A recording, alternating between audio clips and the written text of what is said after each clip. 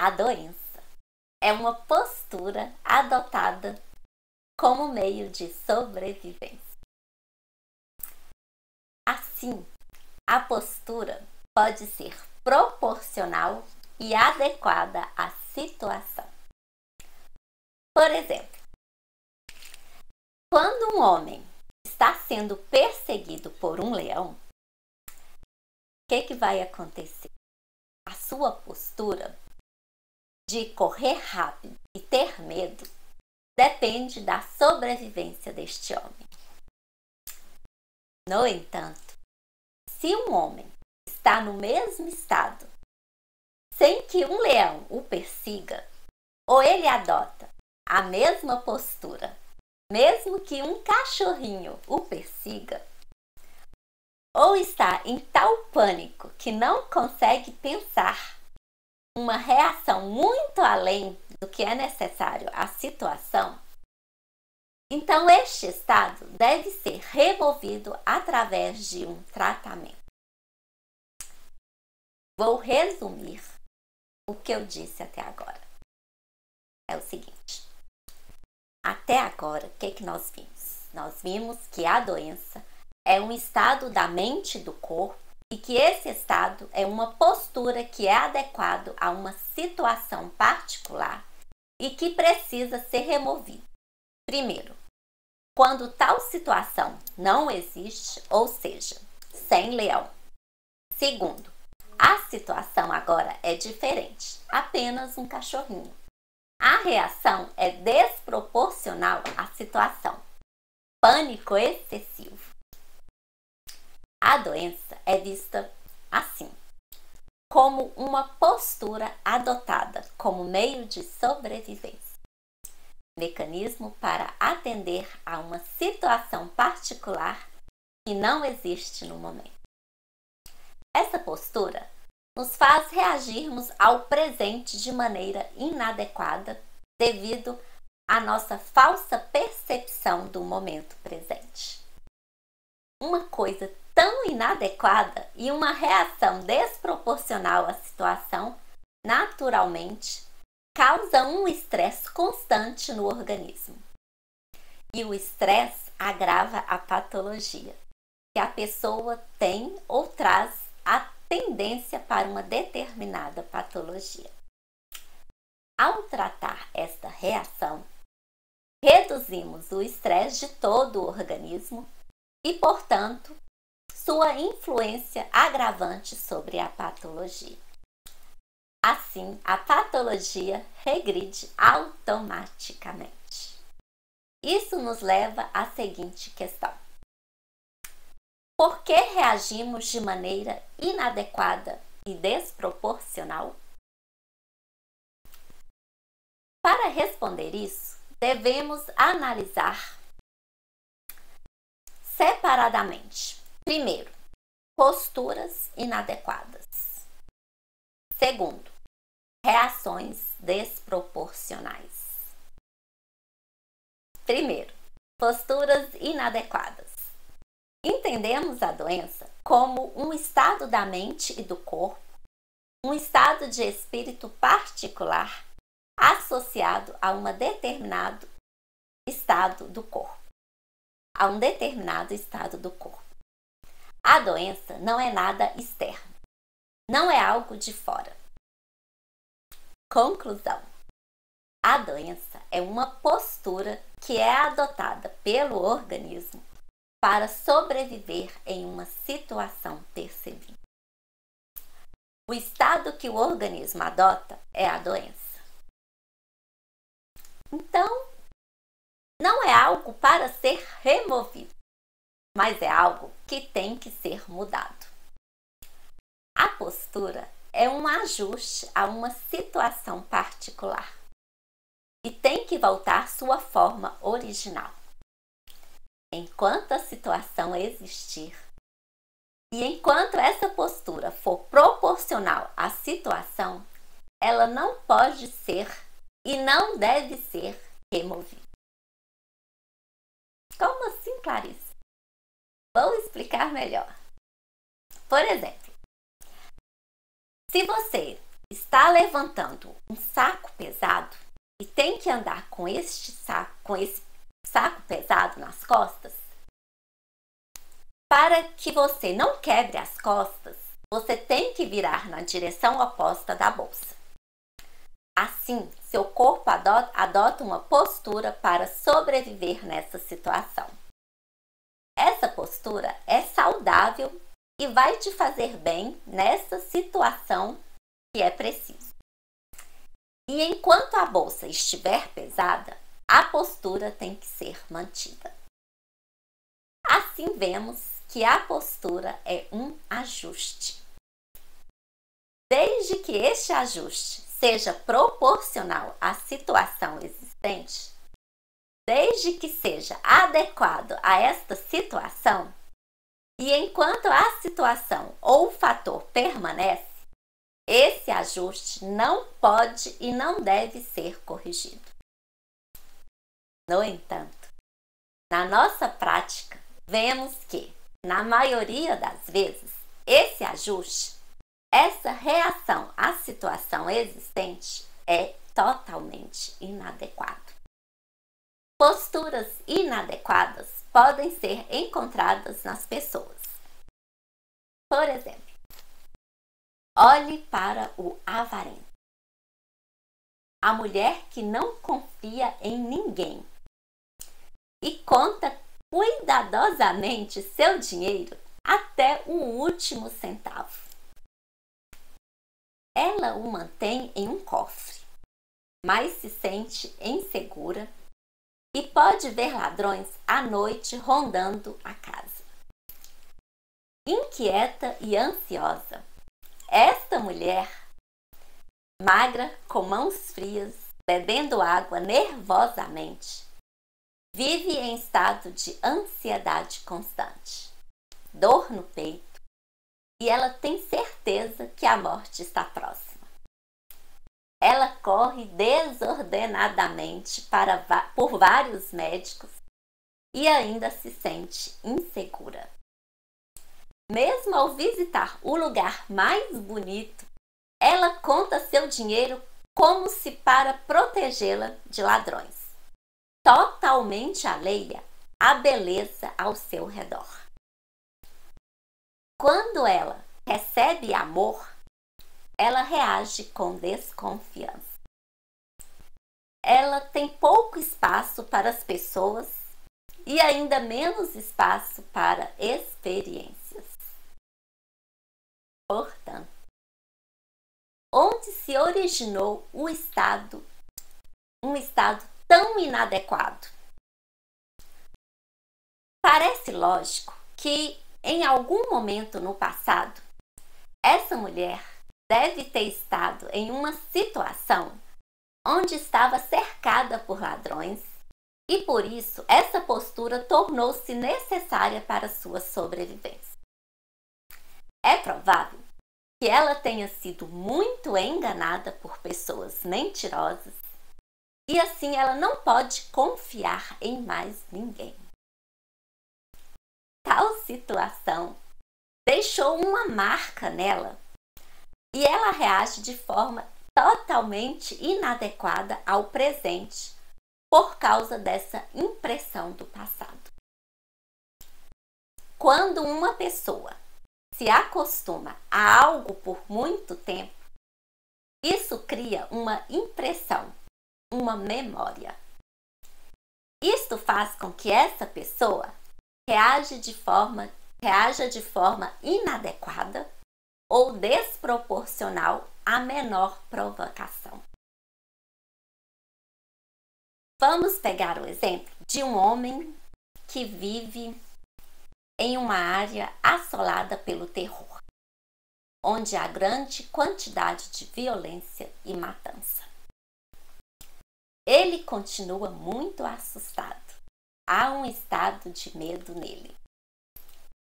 Se ele tiver que sair de casa à noite, por qualquer motivo, ele está tão assustado que treme.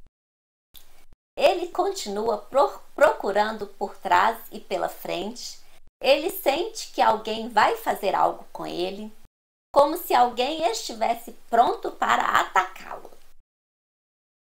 Se alguém o toca levemente, ele fica violento. Este é o estado que é necessário nessa situação de grande terror. Mas quando ele vive nessa situação por muito tempo, então toda aquela situação que cria nele uma impressão, ou o que Shankara chama de raiz, é o que Shankara chama de raiz. Mesmo que ele esteja em um lugar seguro, dentro dele ainda há uma raiz de medo. E se ele souber de algum pequeno tumulto em qualquer lugar, ele fica extremamente em pânico. Se ele passou por um terror, uma situação um pouco semelhante, cria uma reação desproporcional nele. Essas raízes podem ser transmitidas. Como assim, Clarice? Quando Shankara começou a olhar para os seus casos clínicos, em alguns deles, ele encontrou casos em que ele pôde rastrear a origem do estado atual do paciente no passado. No entanto, na maioria dos casos, não conseguiu encontrar nenhuma situação durante toda a vida do paciente. Além disso, Shankara pôde ver que os estados existem mesmo em crianças e recém-nascidos. Então, tornou-se necessário descobrir a origem desses estados. Foi quando Shankara começou a notar que as crianças muitas vezes têm um estado idêntico a um estado que a mãe teve durante a gravidez. Em outras crianças, notou uma notável semelhança, mesmo com detalhes minuciosos, entre seu estado e o estado de um dos seus pais. Vou contar uma história do livro do Shankara que diz o seguinte. O paciente era um menino de 10 anos e ele foi encaminhado para tratamento de um quadro muito grave e um problema crônico de pele. Ele tinha furúnculos nas extremidades que eram muito dolorosos e coçavam bastante. No mês passado, ele não conseguia nem sentar ou ficar de pé. Ele foi carregado até o consultório. Chorando, seus furúnculos estavam cheios de pus. A história dos furúnculos começou quando o menino tinha 4 meses. Desde então, foi atendido por vários médicos diferentes e submetido a várias terapias diferentes, incluindo a homeopatia. Descrevendo a coceira, a mãe disse que era tão forte que o menino queria arrancar a pele. Com as mãos cerradas, ele gritava, com a gravidade da coceira quase como um louco. Ele dizia o seguinte: "Mate-me! Não aguento! Não quero viver!" Sempre que a coceira piorava muito, ele dizia: "Dê-me uma faca! Quero esfaquear meus braços!" Quando criança, o menino era muito dependente de uma deusa particular. Ele costumava compor e cantar canções em seu louvor. Com a coceira, o menino ficava bravo.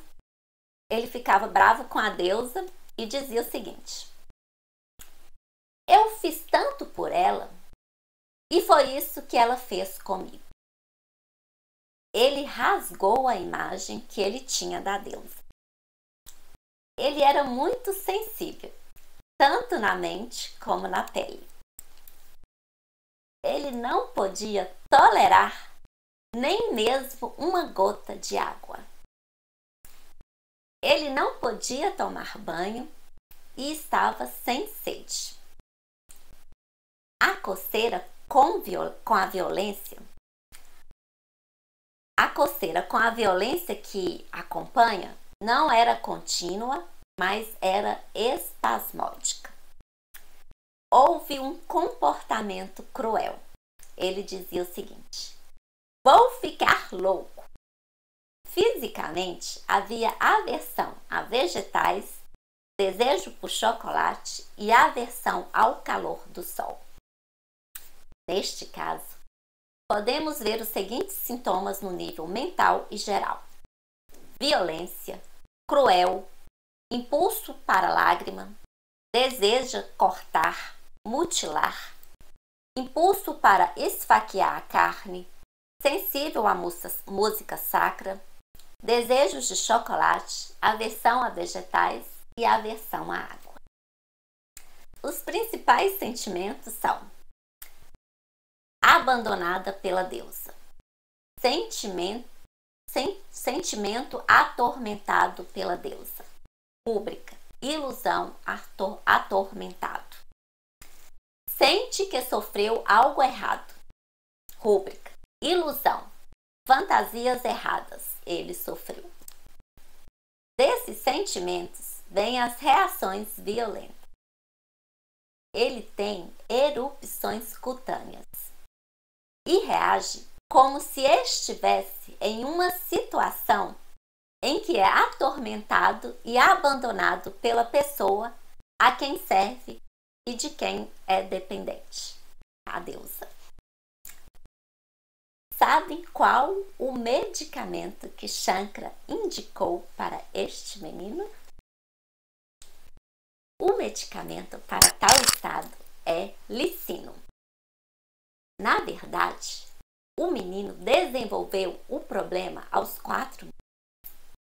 Então, Shankara examinou a história da mãe durante a gravidez, que era a seguinte: a mãe teve dor de dente severa durante toda a gravidez. Esta era a sua segunda gravidez. Seu primeiro filho nasceu morto. Desde o início da segunda gravidez, a mãe sentia que algo terrível aconteceria. Ela rezava o tempo todo. O bebê estava 10 dias atrasado. Isso a deixou em pânico e extremamente tensa. Ela ficava diante da imagem da deusa e com as mãos cerradas ela gritava: por que você está fazendo isso comigo? Ela tinha medo de cachorros e um desejo por chocolate. Os sintomas proeminentes do estado da mãe durante a gravidez são os seguintes: dor de dente durante a gravidez, medo durante a gravidez, medo que algo ruim aconteça, rezar, medo do infortúnio, medo como se algo fosse acontecer, sentimento atormentado e desejo de chocolate. O sentimento é o mesmo em ambos, mãe e filho, perturbado por alguém de quem ela depende. Um sentimento de injustiça, de abandono. O medicamento para o seu estado é licínio. Essa história foi marcante para Shankara. Por quê?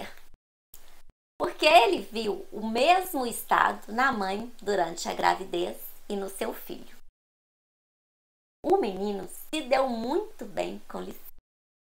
Aliás, uma das prováveis razões deste medicamento nunca ter sido prescrito para o menino por nenhum homeopata é que licínio não é conhecido por doenças de pele. conclusão chegamos através deste vídeo? É o seguinte, concluímos que este caso é outro exemplo da necessidade de compreender o que é a doença, que é o estado de ser de um indivíduo e não meramente um problema local. Shankara começou a notar esse fenômeno em vários casos. Uma das suas primeiras observações foi: se a mãe teve um estado muito intenso durante a gravidez, a criança quase sempre tem o mesmo estado. Uma vez que essa ideia de transmissão de estados de doença de uma geração para outra lhe ocorreu, Shankara começou a examinar outros caminhos além do estado durante a gravidez, a partir do qual essas tendências à doença ou raízes poderiam ser transmitidas. O que aconteceu? Ele começou a notar que os estados dos pais no momento da concepção, se eram intensos, eram transmitidos como raízes para a criança. No próximo vídeo, eu continuarei este mesmo assunto. Vou explicar como são formadas as raízes das doenças. Se inscrevam no canal para receber notificações quando o novo vídeo for postado. Um abraço a todos e até o próximo vídeo.